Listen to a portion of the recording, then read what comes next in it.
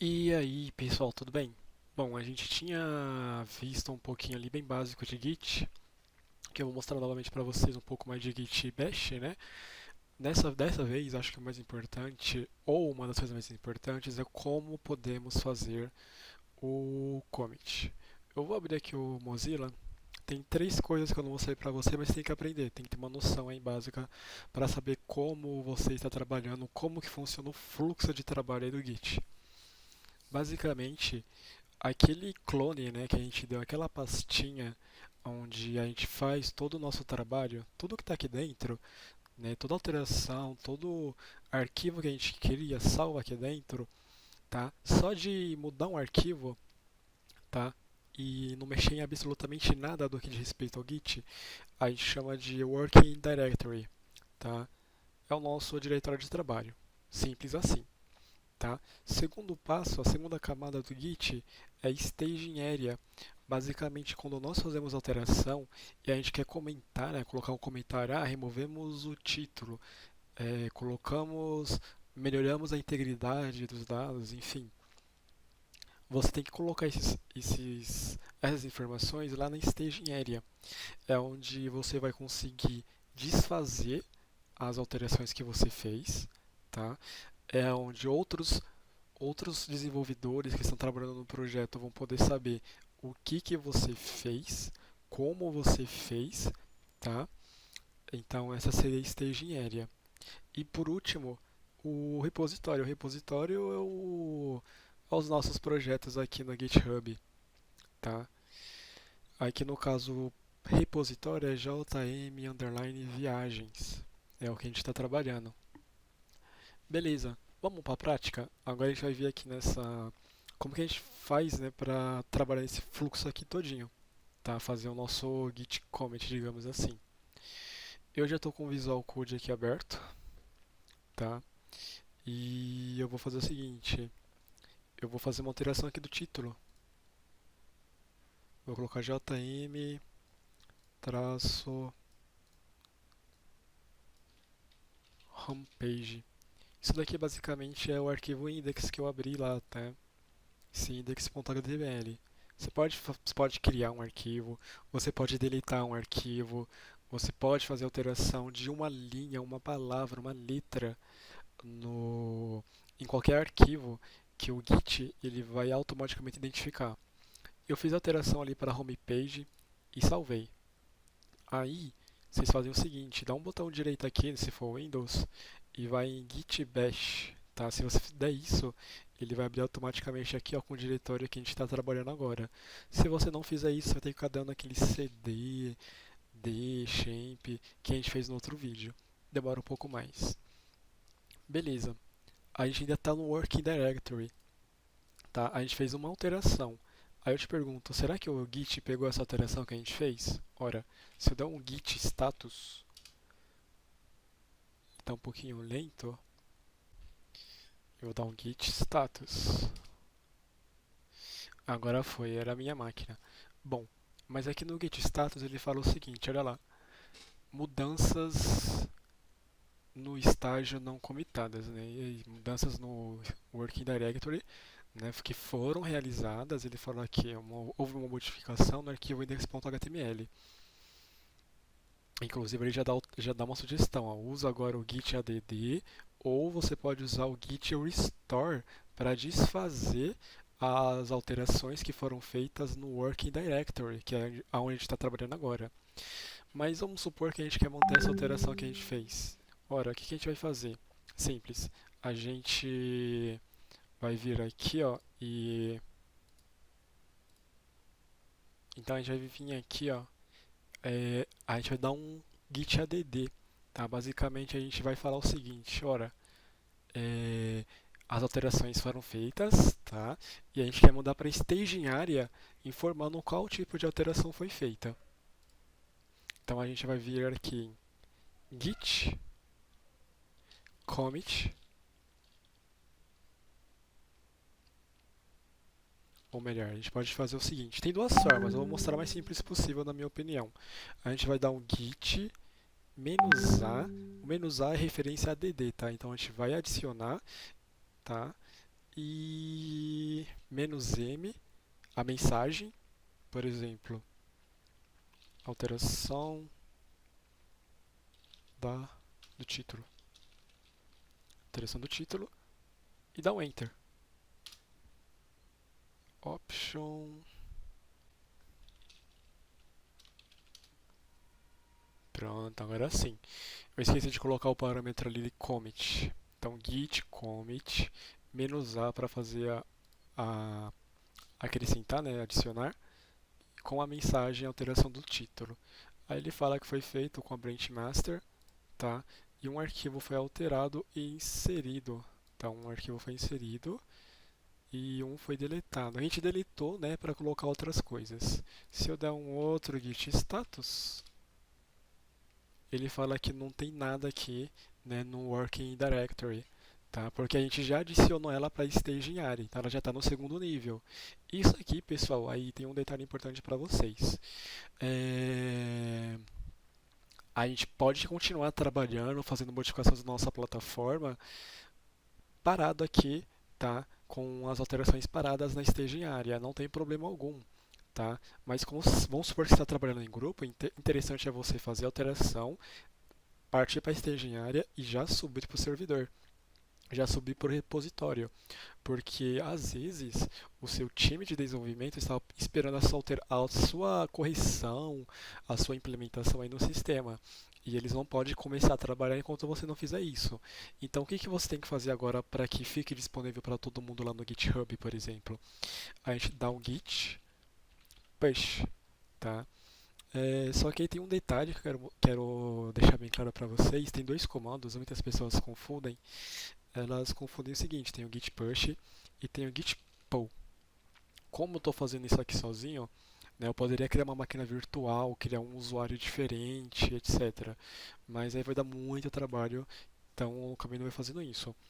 Mas eu vou dar um git push para enviar as alterações que eu fiz aqui, tá? E que estão disponíveis na minha staging area, que são aquela lá do título. Então git push.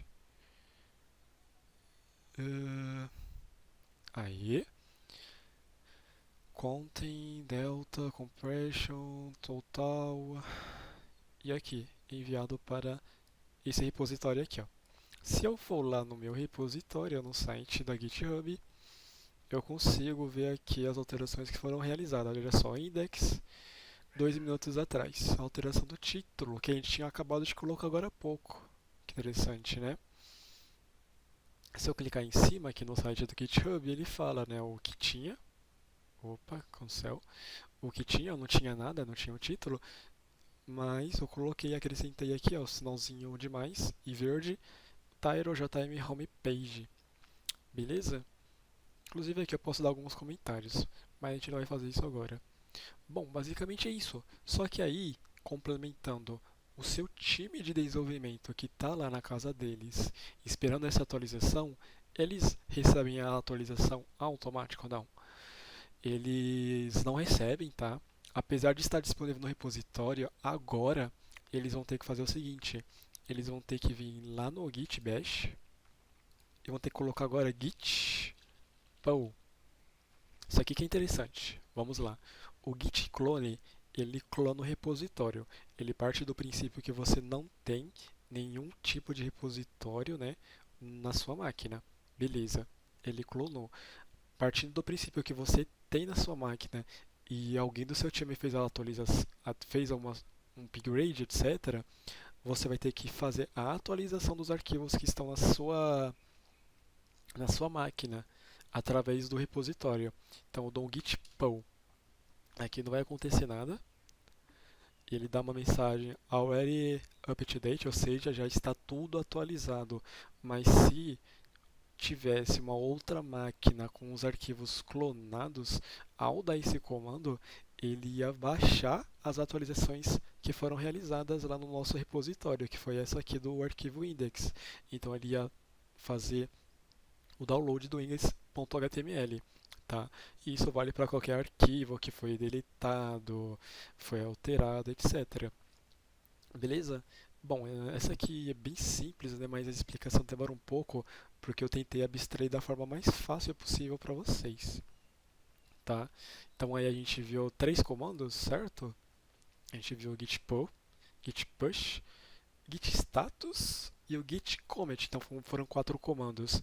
Deveria ter sido cinco, tá?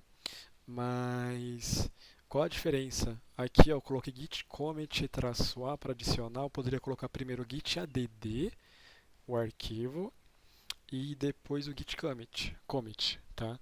Como assim? Peraí, vamos fazer outra alteração aqui no arquivo. Eu vou colocar,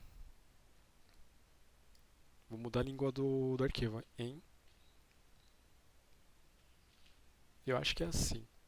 Fiz alteração ali da língua do index.html. Eu vou dar um status.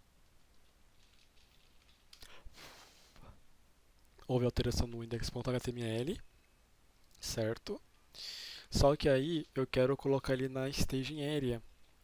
Ora, então eu venho aqui e dou um git add, olha a diferença, ponto, espaço, index.html.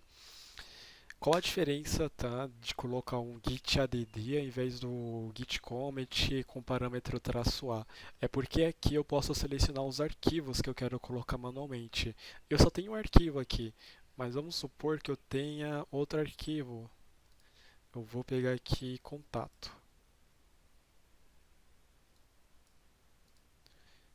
Contato, eu vou apagar o título.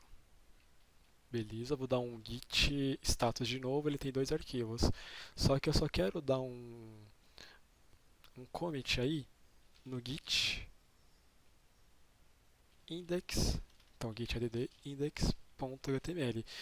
Ah, mas por quê? Ah, porque assim, o index eu sei na minha cabeça que está certinho, agora o contato ainda faltou algumas coisas, então eu vou dar um git add index.html, beleza. Se eu vier um git status de novo, ele só vai apontar que está pendente o contato, mas eu sei que o index está na staging area. Então vou vir aqui da git commit "-m", não vou colocar o parâmetro A,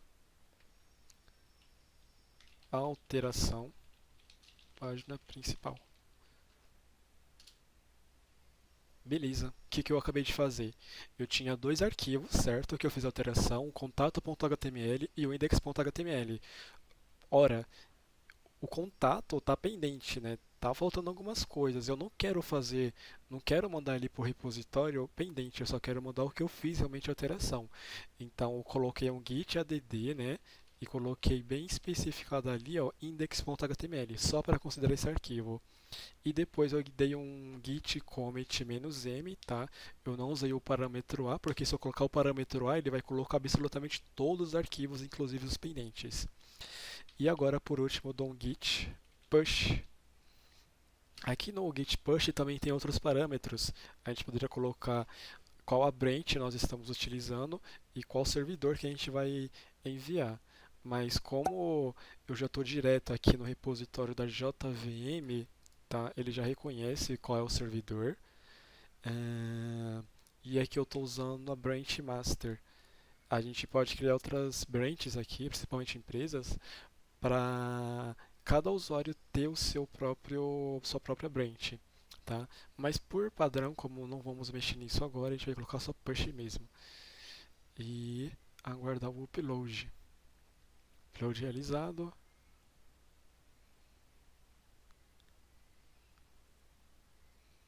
Eu vou dar um git status e o contato tá lá, tá pendente, mas se eu voltar aqui no nosso código, ele consta, né, que foi feito o upload aí do nosso arquivo aí recentemente.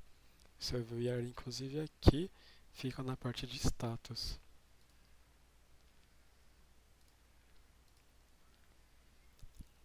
Beleza? Bom, pessoal, se tiver dúvidas, comentários, se inscrevam no canal para fortalecer aí a gente, o nosso trabalho. E até o próximo vídeo.